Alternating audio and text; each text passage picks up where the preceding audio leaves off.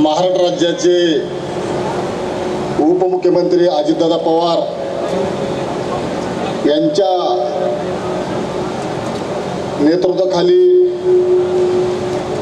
आमच्या बोरफळी गावचे शेख निजामभाई आज राष्ट्रवादी काँग्रेस पार्टीमध्ये प्रवेश करत आहेत आणि त्यांच्या प्रवेशामुळं नक्कीच आपल्या बीड जिल्ह्याची, बीड तालुक्याची ताकद वाढेल आणि त्यांचं पहिलं 25-30 वर्षापासून राजकारणामध्ये तुम्ही जे काम आहे तुम्ही ते बघत असताल. त्यांनी ज्या ज्या वेळेस पक्षामध्ये काम केलं त्या त्या पक्षामध्ये त्यांची ताकद होती आणि पहिल्यापासून त्यांच्या सोबत नगर परिषदमध्ये ज्या ज्या वेळेस त्यांनी स्वतः विलीवर कधी 15, कधी 20, कधी 25 नगरसेवक निवडून आणले आणि पाठीमागच्या वेळेस नगर अध्यक्ष पदासाठी ते उभा होते आणि त्यावेळेस सुद्धा थोडासा निशस्त्र त्यांचा पराभव झाला. थोड्याशा मतानं, अल्पशा मतानं त्यांचा पराभव झाला. त्याने आता पाठीमाग शिवसेनेमध्ये काम केलं. मी पण शिवसेनेमध्ये होतो. पण एक त्याने अंदाज बघितला एक कुठल्या पक्षाची बीड शहरामध्ये ताकद आहे ती बघितली आणि आपला निर्णय चेंज करावा लागल, आपला काहीतरी निर्णय घ्यावा लागल.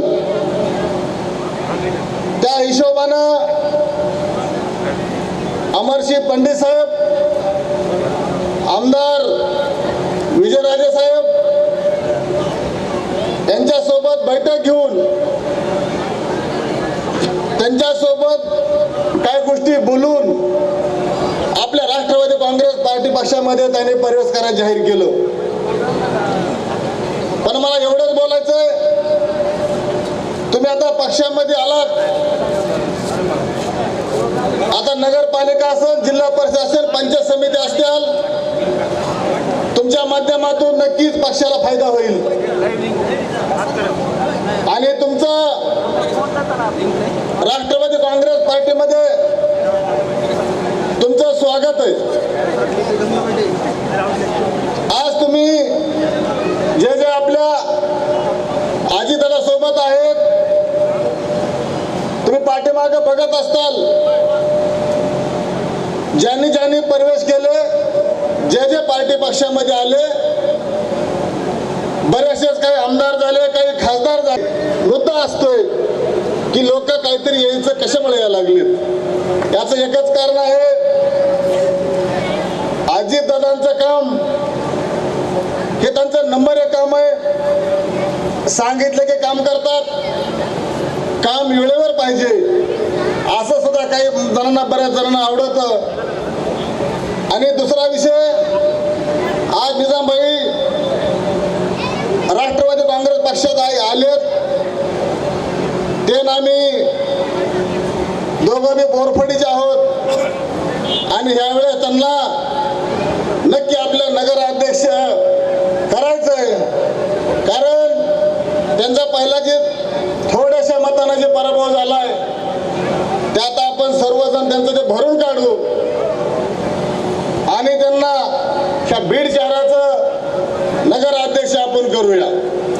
कारण दादांची, अजितदादांची ताकद बीड शहरामध्ये आहे, ग्रामीण भागामध्ये सुद्धा आहे आणि याच्यामुळे त्यांना निजामभाईला नक्कीच फायदा होईल आणि आपण सर्वच जण मिळून त्यांना नगराध्यक्ष करू.